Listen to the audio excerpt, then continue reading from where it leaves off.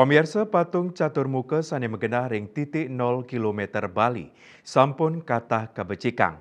Warsane makin saking Dinas Lingkungan Hidup dan Kebersihan, DLHK mewali mecikang patung inucap, ngawit rahina somene mangkin.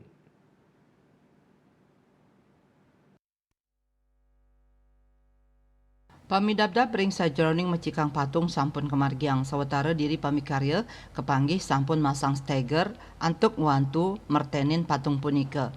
Kepala Bidang Tata Lingkungan dan Pertamanan DLHK Kota Denpasar Ida Ayu Widiana Sari Mausang ring pamargi nucap nenten jepajang wah struktur patung catur muka sanes sampun wenten nanging wantah mersihang patung mangdane nenten kropos napi malih manut dane wenten tulang besi sane kepanggih kropos tur berkerak. Pangupaya sani kemargi ang wantah antuk mecikang kemanten nanging patut uning ring kuentenan ornamen patung yusan pasti ke patung punika kantos mangkin durung kauningin pai ketandane kantun mupulang informasi ring sajroning ngaruruh kapurwan nyani.